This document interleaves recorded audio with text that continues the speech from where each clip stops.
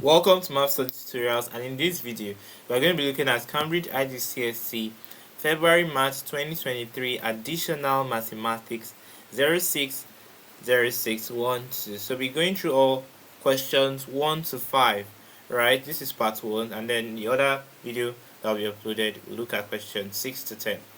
Okay, so let's start with the first question. So we have find the exact values of k such that the straight line y equals 1 negative k negative x is a tangent to the curve y equals kx squared plus x plus 2k.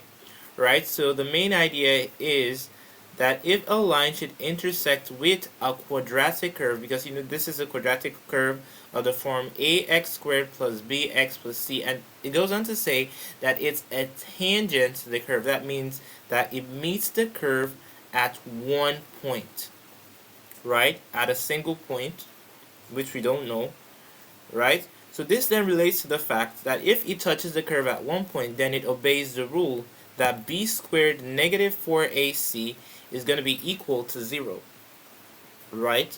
B squared negative 4ac, because we have repeated equal roots, right? So that is what it relates. So if the question said that the line is going to touch the curve at two distinct points, then what are we going to use? B squared negative 4ac greater than 0, right? And then if it said that the line doesn't meet with the curve, it's going to be that b squared negative 4ac less than 0, meaning that we're having an intersection with imaginary roots. So let's go on to that. So we have that y equals kx squared plus x plus 2k, and y equals 1 negative k negative x. So we have to then equate the two, because you're going to intersect at a point through which that tangent is going to pass through. So that's going to be kx squared plus x plus 2k is equal to 1 negative k negative x. So moving everything over to the left, we have kx squared plus x plus 2k. Then when 1 moves over, that's negative 1. When negative k moves over, that's a positive k. And when we add x to both sides, or we move over negative x, it becomes a positive x, and then that's equal to 0, right? So we then simplify. That's going to be kx squared. X plus x is going to be 2x, right? 2k plus k is going to be 3k, and then negative 1 equal to 0. So these intersections should be such that, based on the general form, which is ax squared plus bx plus c equal to 0, then b squared negative 4ac should be equal to 0 for it just to touch it at one single point. Okay, so with this now, so our b here is going to be 2, right? So 2 squared negative 4 into a, which is k, into c, which is 3k negative 1, should be equal to 0. So 2 squared is going to be 4. Then negative 4k into 3k negative 1 equals 0. And then that's 4. Negative 4k times 3k is going to be negative 12k squared. And negative 4k times negative 1 is a positive k, then equal to 0. So we could then rearrange this. We could move everything over to the right hand side of the equation, and then when we have negative 12k squared moving over, that's adding 12k squared to both sides. We're then going to have 12k squared, and then when positive 4k moves over, it becomes negative 4k, and then when 4 moves over, it becomes negative 4, and that is equal to 0. So that tells us that 12k squared negative 4k negative 4 equals 0. So in order to solve this, we use the general quadratic formula, which says negative b plus or negative square root of b squared negative 4ac all over 2a. So what's the a in this case? It's 12, right? Negative 4 is b, and negative 4 is c. So if we then substitute, we're then going to have negative 4 plus or negative square root of negative 4 all squared, negative 4 into 12 into negative 4. Then divided by 2a, that's 2 into 12. So negative 4 is 4. Then plus or negative, the square root of negative 4 all squared is 16. And then, moving on, negative 4 times 12 is negative 48. And negative 48 times negative 4 is 192, right? because negative times negative is positive, then divided by 24. That's going to be 4 plus or negative 16 plus 192 is going to be 208, and then divided by 24. And then we could see how we could derive some perfect squares from 208. And one of them is 4, right? If we divide 208 by 4, we're going to have 52, because we're trying to simplify. Remember, this is the value of k. So k is equal to 4 plus or negative 4 times 52, which is 208, right? Then divided by 24. But you could see that 52 could still be broken down as in terms of a perfect square, and you know that 52 is equal to 4 times 13, right? So if we have that, we then have that k is equal to 4 plus or negative 4 times 13.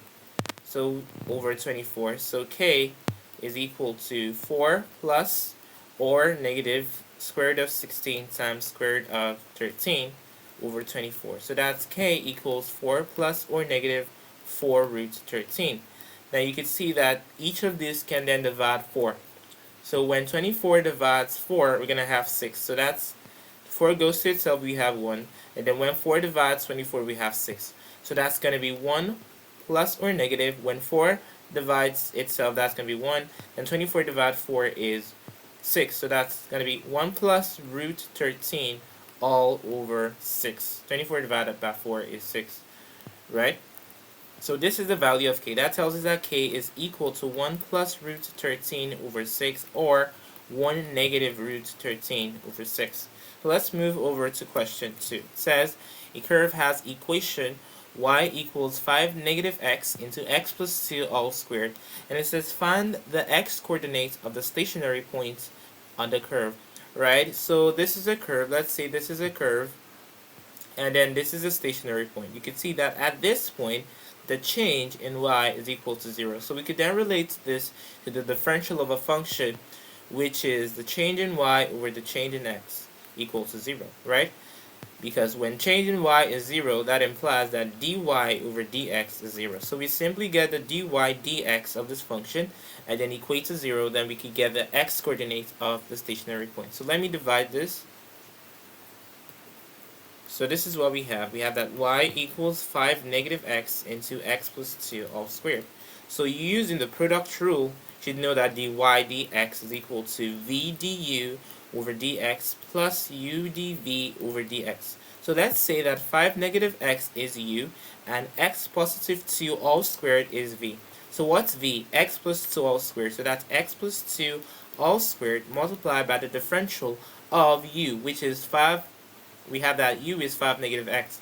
The differential of 5 is 0, because the differential of a constant is 0. And then the differential of negative x is going to be what? Negative 1, right? Because there's a 1 here, right? An x, and then 1 comes down. Then that's negative 1x to the 1, negative 1. And that is negative x to the 0. And that's x to the 0 is 1, right? And then 1 times negative 1 is negative 1. And then plus u, which is 5 negative x multiplied by the differential of v. So now what's the differential of x plus 2 all squared? And it's simple. We can simply use the chain rule over here.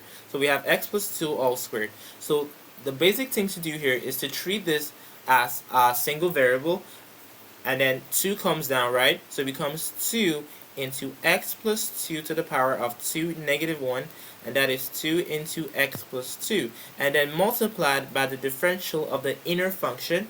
The differential of x plus 2 is going to be 1, right? So because differential of x is 1, differential of a constant is 0. Okay, so this is going to be over here x plus 2 all squared multiplied by negative 1 plus 5 negative x multiplied by 2 into x plus 2. So we then have x plus 2 all squared negative 1 plus 5 negative x times 2 into x plus 2, which could then be rewritten as negative 1 times this is same as negative into x plus 2 all squared, and then the 2 could be brought to the back. We then have 2 into 5 negative x into x plus 2. Then this is the differential. Everything should then be equated to 0. Right? So if we then simplify this, x plus 2 all squared is going to be negative x plus 2 into x plus 2, right? And then plus 2 into x times 5 is going to be 5x, and negative x times negative x is negative x squared.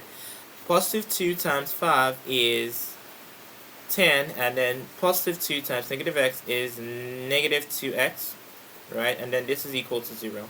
So if we then simplify what's over here, we're going to have negative of x squared plus 2x plus 2x plus 4, and then plus 2 into 5x negative 2x is 3x, then negative x squared plus 10, and that's going to be equal to 0, right? So we could then simplify this over here, as the negative of the bracket of x squared plus 4x plus 4, and then plus 2 into 3x negative x squared plus 10 equal to 0. So if we simplify this, we're going to have negative x squared plus, and then we have negative 4x. So we could simply say negative x squared negative 4x negative 4, and then positive 2 times 3 is going to be 6x, right? And then negative 2x squared, and then plus 20 equals 0. And then negative x squared negative 2x squared is going to be negative 3x squared, right? And then a negative 4x plus 6x is the same as 6x negative 4x, and that's a positive 2x. And then negative 4 and a positive 20 is going to be positive 16. Now this is the differential of the function, and then we're now going to equate it to 0. So if we equate it to 0, we can have the right to multiply through by a negative, right? If we multiply through by negative, is going to be 3x squared negative 2x negative 16 equals 0. Then using the quadratic formula, what are we then going to have? We're going to have that b squared negative b plus or negative, right? So that's going to be negative of negative 2 plus or negative the square root of negative 2 all squared, negative 4 into a, which is 3, into negative 16, and then all over 2a, that's 6. So that's giving us the value of x. So that's going to be 2 plus or negative square root of negative 2 all squared is going to be 4, and then negative 4 times 3 is 12, and 12 times negative 4 times 3 is negative 12, and negative 12 times negative 16 is 192, and then divided by 6. So this is x is gonna be equal to 2 plus or negative 4 plus 192 is 196, and the square root of 196 is 14. So this is the value. Remember, the question says find the x coordinates, right? So 2 plus or negative 14. So 2 plus 14 is going to be 16 over 6, or 2 negative 14, which is negative 12 over 6. We could simplify this. When 2 goes to 18, we have 8. To 16, we have 8. When 2 goes to 6, we have 3. And then when 6 goes to itself, we have 1. And then when 12 divides 6, we have 2. So that implies that x is 8 over 3 or negative 2. These are the x coordinates of the stationary points on this curve. Okay, so let's move to the B part of the question. It says, on the axis below, sketch the graph of y equals 5 negative x into x plus 2 all squared, stating the coordinates of the points where the curve meets the axis, right? So in order to do this, taking note of the fact that the question says stating the coordinates of the points where the curve meets the axis. So we have two axes, and that's going to be the x-axis and the y-axis, right? So we're not going to get the value of the y-intercept and the x-intercept. And how do we get a value of the x-intercept? We get the value of y when x is equal to 0. So we have that y is equal to 5 negative x into x plus 2 all squared. So at x equal to 0, y is going to be equal to 5 negative 0 into 0 plus 2 all squared. And 5 negative 0 is 5, and 0 plus 2 is 2, 2 all squared is 4, and then that's 20. So that tells us that the y-intercept is 20, so we have 0, 20. So let me write that over here. Y-intercept, 0, 20. So let me clean this up, and let's get the x-intercept, right? Let's get the x-intercept. Okay. So to get the x-intercept, all we need to do is to get the value of x when y is 0. So get the value of x when y is 0. That's all we need to do. So we have that y is equal to 5 negative x into x plus 2 all squared, right? So 0, if we then get a value of x at y equals 0, be equal to 5 negative x into x plus 2 all squared.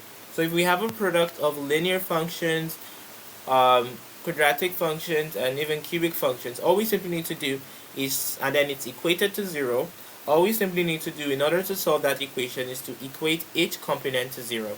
So that implies that 5 negative x is equal to 0, or x plus 2 squared is equal to 0.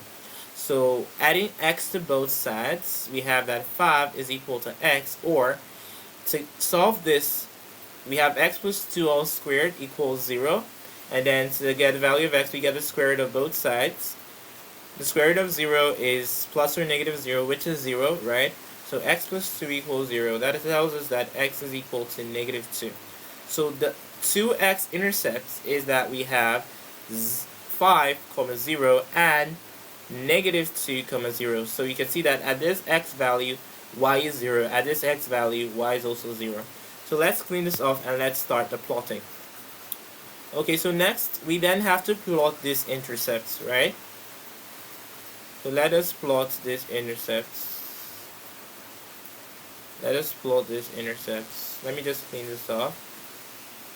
Right? Okay. So we're gonna, remember it's a sketch, right? It's a sketch. So all we simply need to do here, we could say let this be 20, right? So you can see that when x is 0, this is the origin, 0, 0.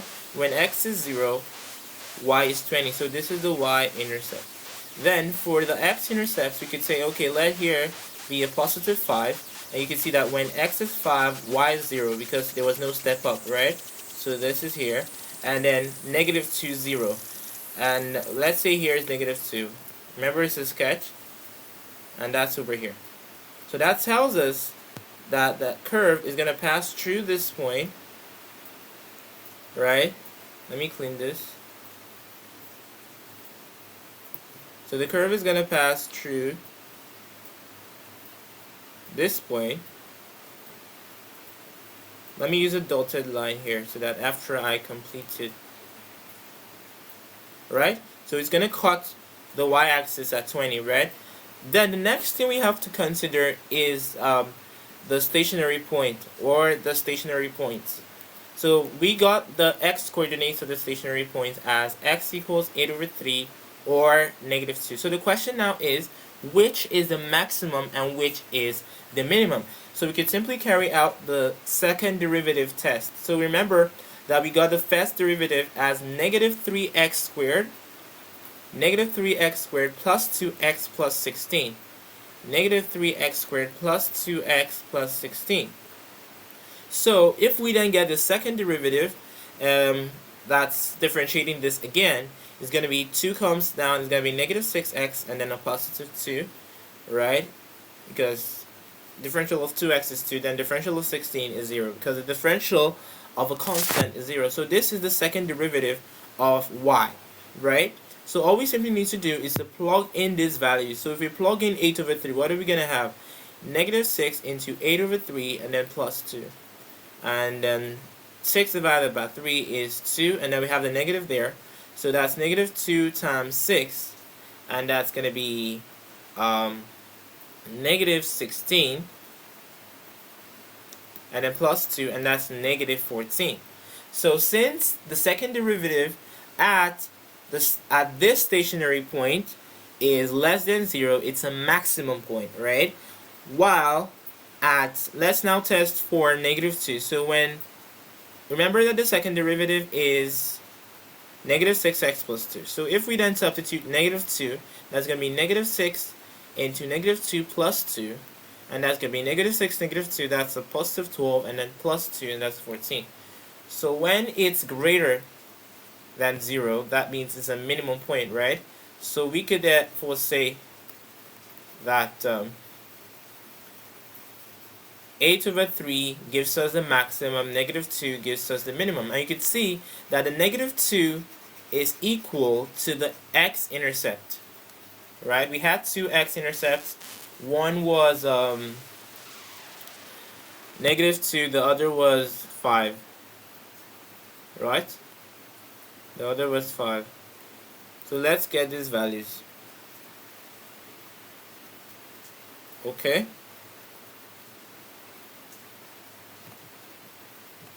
Okay, so let's move on. Nice. Okay, so we've gotten the fact that -2 is a min, while 8/3 is a max. So we could therefore have something like this. That therefore tells us that there's a minimum here, and then the maximum we have 8/3. So we've already established that at x equal to -2, if we substitute -2 into this function, we're going to have 0. And that corresponds to the x-intercept, which is also the minimum point, right? So now, looking at 8/3, what's the output when 8/3 is imputed? So we have y equals 5 negative x into x plus 2 all squared. And then at 8/3, you're going to have y equals 5 negative 8/3 into 8/3 plus 2 all squared. So 5 negative 8/3, we could say that 5 is same as 15/3 negative 8/3, and then 8/3 plus 2. So we could write 2 as 6/3. So that's 8/3 plus 6/3 all squared. So 15 negative 8 is 7/3, and then into 14/3 all squared. So that's going to be 7/3 times 14 squared is 196, and divided by 9. And then 196 multiplied by 7 is going to give us 1372, right? And 3 times 9 is going to be 27, right? 27. So we could therefore have, remember it's 8/3, right? And 8/3 is equivalent to 2 whole 2/3. So let's say it's around here, 8/3. And then that traces, so let's call this point that value, right? And that's going to be 8/3, 1372/27. And it is the maximum point. So it goes on this way and then down. So you can now use a solid line. I just use this so that, yeah, you then use a solid line, right? I just use that to trace it up. So this is the curve of y equals 5 negative x into x plus 2 all squared. So let me clean this off. Okay. Yeah.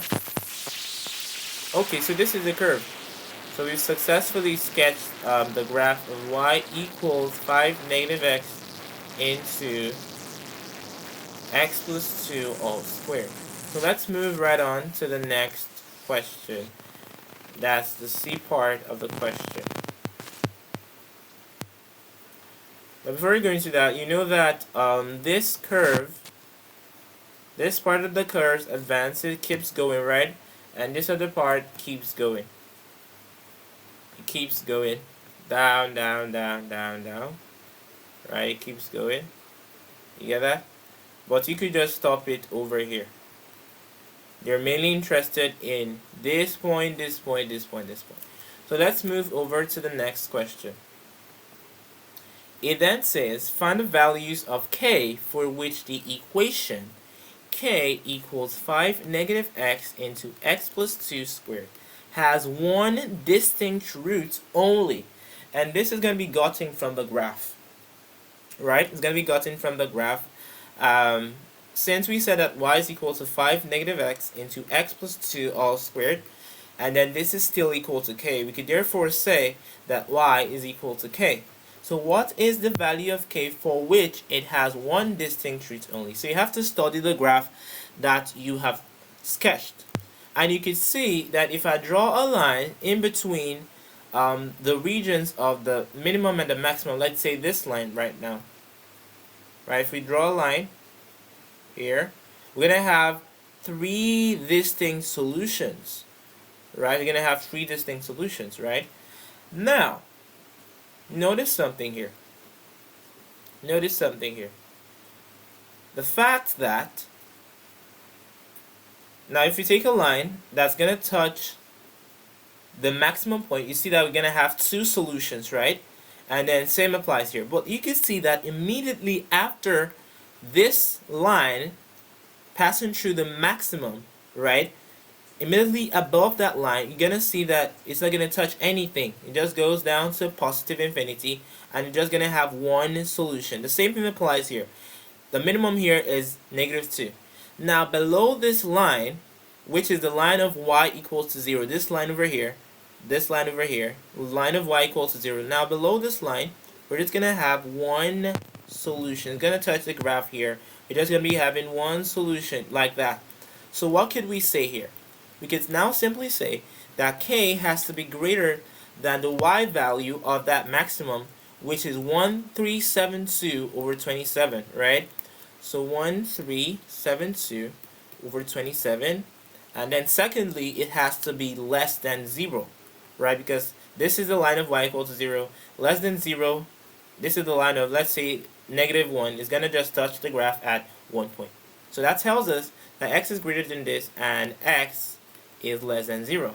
Now we cannot combine this inequalities, because if we have 0 here and then we have 1372 over 27, which is most likely positive, right? And then we take values that are less than 0 and take values that are greater than 1372 over 27. You can see they have no meeting point, right? So these are the sets of values of k for which k equals 5 negative x into x plus 2 all squared has one distinct root only, right? So let's move to question 3. It says, find the coefficient of x8 in the expansion of 1 negative x squared into 2x negative 1 over x to the 10. So let me divide this. We have 1 negative x squared into 2x negative 1 over x to the 10. So all you simply need to do here is, you can see that there's a quadratic part here, which is very clear, 1 and negative x squared. But this, you can see, is a large exponent, right, to the 10th power. So all we simply need to do is that we have 1 over here, and then multiplying it by the term containing x8 is going to give us an x8, because this is a constant 1. So when 1 multiplies the term that contains x8, let's call that ax8, and then we have a negative x squared here. So we have negative x squared now has to multiply an x6, let's call that bx6. That's the term of x6 in this expansion, in order to give us an x8, because if we have x2, we need an x6. We need an x6 to give us what? An x8, because the question says coefficient of x8. Do you get that? Nice. So we then get the coefficient of x8, and in order to do that, what are we going to have? We have 2x negative 1 over x to the 10th power. So using the binomial theorem, we're going to have that 10 combination n, right? Because we don't know the value of n for which we're going to have an x8 coefficient, because we're looking for the coefficient of x8 and the term of x8. So that's going to be 10 combination n, 2x to the 10 negative n, multiplied by negative 1 over x to the n. This is the binomial theorem. So we're now going to consider the x's, so that we get a value of n. So if we take this out, it's going to be x to the 10 negative n, and then over here we have negative 1 to the n over x to the n. So we're just focusing on x. So when x to the 10 negative n divides x to the n, what's it going to be? X to the 10 negative n negative n. And that's going to be x to the n negative 2n. So we then equate x to the 10 negative 2n to x to the 8. So if we then solve this equation, that's going to be 2n is going to be 10 negative 8, and that tells us that n is going to be equal to 1. So at n equals to 1, we have the x8 term. So we're then going to have 10 combination 1, 2x to the what? 10 negative 1, which is 9, multiplied by negative 1 over x to the 1, right? 10 combination 1, that's 10 choose 1, that's going to be 10. Then multiplied by 2 to the 9th power, which is 512, right? And then x to the 9, right? Then multiplied by negative 1 to the 1, and that's negative 1, then divided by x to the 1, which is x. So when x now divides x, we're going to have x8, right? So that's going to be 5120 x8 times -1, which is going to be negative 5120 x8.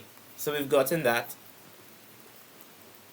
And then for x6, so still using the fact that for 10 combination n, where n is, that's based on what the power we're looking for. So we got, when we simplified, we had x to the 10 negative 2n. So if we then equate x to the 10 negative 2n to x to the 6th power in order to get a value of n for which we have an x6, is going to be 10 negative 2n equals 6. So if we then solve this, we have that 2n is going to be equal to 4, and that n is going to be equal to 2. Because 10 negative 6 is 4, and then when 2n divided by 2n equals 4, then n is 2. So 10 combination 2 into 2x to the 10 negative 2, and that's 8, multiplied by -1 over x all squared, because we're not going to take this. So 10 combination 2 is equivalent to 10 factorial over 8 factorial 2 factorial, which is 45, right? So that's going to be 45 times 2 to the 8 power is going to be equal to 256. And then x times this, that's x to the 8 power, then multiplied by -1 squared is going to be positive 1, right? And then divided by x squared. So x to the 8 divided by x squared is going to be what? X to the 8 negative 2, which is x to the 6. Now 45 times 256 is equivalent to 11520 x8, x6, right? x8 divided by x2 is going to be x6. So we then have that 1 negative x squared is now multiplying. What's the first? The coefficient of x8 here is, what do you call that? That's multiplying negative 5120 x8 and 11520 x6. So when one multiplies the coefficient, when one multiplies this, negative 5120 x8 is going to be 1 times negative 5120 x6, which is negative 5120 x8. And then when negative x squared multiplies 11520 x6 is going to be negative 11520. Then x6 multiplied by x2 using the multiplication rule is going to be x to the 6 plus 2, which is still x8. So you can see with this, we get the coefficient. So negative 5120, negative 11520 is going to be negative 16640 x8. And the question goes on to say, what is the coefficient, right? And that's going to simply be what x8 bears, and that's negative 16,640. So let's move to question 4. It says, write 3 log x, negative 2 log y squared, negative 3 as a single logarithm to base 10. So to get this, what are we going to have? Using the laws, you should master the laws, right? Do well to study the text for this exam and master the laws of logarithm if you've not. Right? So if we have log a to the n is equivalent to n log a. Right? So n log a is same as log of a to the n. So 3 of log x is same as log of x to the third. Right? So this 3 could come up to become x to the third. Same applies here. This 2 could come up to become what? The log of y squared all squared, because the 2 has come up. Remember, the question says as a single logarithm to base 10. And then we have negative 3. So this is going to simplify as the log of x3, which represents the logarithm to base 10. And then negative the log of y squared all squared is going to be y to the 4th power. And then negative 3. And then using the division law over here, that says that log a negative log b is equal to log a over b.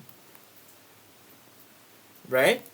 Log a over b. We're then going to say that this is going to be log of x cubed all over y4. And then we have negative 3. So 3 also has to be in terms of a logarithm. And remember that this log function is expressing the logarithm in as what? A base 10. So we have the logarithm to base 10 of 3. The logarithm to base 10 of 3. And we're looking for x. So in order to get a value of x, is going to be 10 to the third, 10 to 3.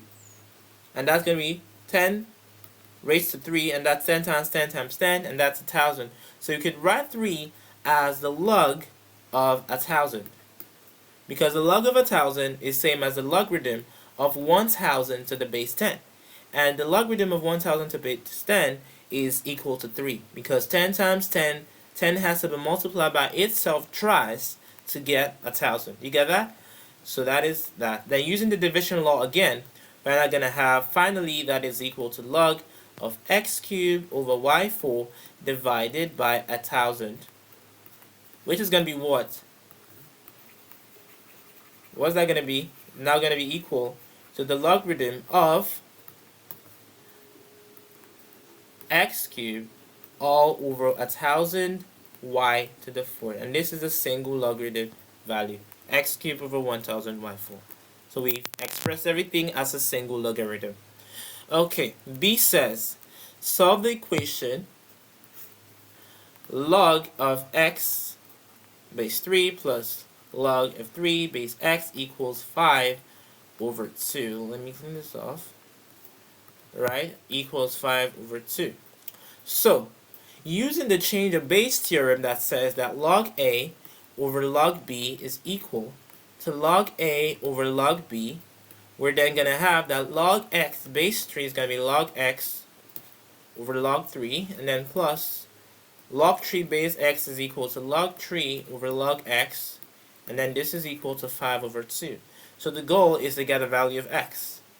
Right? So we could do like a substitution here to make things easier. We could say let log x be equal to a. So that's going to be a over log 3 plus log 3 over a. And that's equal to 5 over 2. So we could then multiply through by the LCM, and that's simply the product of all these, which is 2a log 3. So if we multiply through each by 2a log 3, so log 3 cancels, and then going to have 2a squared, and then plus, when log 3 over a multiplies 2a log 3, what happens? That'll be log 3 over a times 2a log 3 equals 5 over 2 times 2a log 3. So you can see here that a cancels, and then we're going to have that 2a squared plus 2 log 3 times log 3 is going to be 2 log squared 3, which is equal to, but this 2 cancels this, and we have 5a log 3. So we can move the 5a log 3 over, then we have 2a squared, and then we can bring it over to this point, and it's going to be negative 5a log 3, and then plus 2 log squared 3 equal to 0. So we have 2a negative 5a log 3, 2a squared negative 5a log 3, and then positive 2 log squared 3. So using the quadratic formula and then comparing it to the general form of ax squared plus bx plus c. In this case, x is a.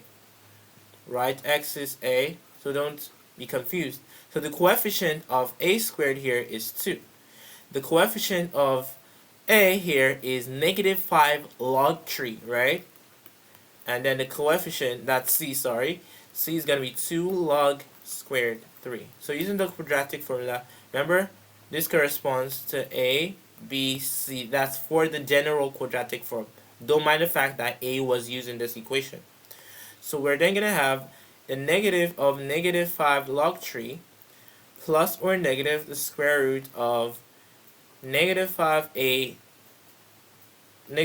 log 3 squared negative 4 into a, which is 2, into 2 log squared 3 into 2 log squared 3. So simplifying, we're going to have negative is positive, so we have 5 log 3 plus or negative 5 all squared is going to be 25, and then log 3 squared is going to be log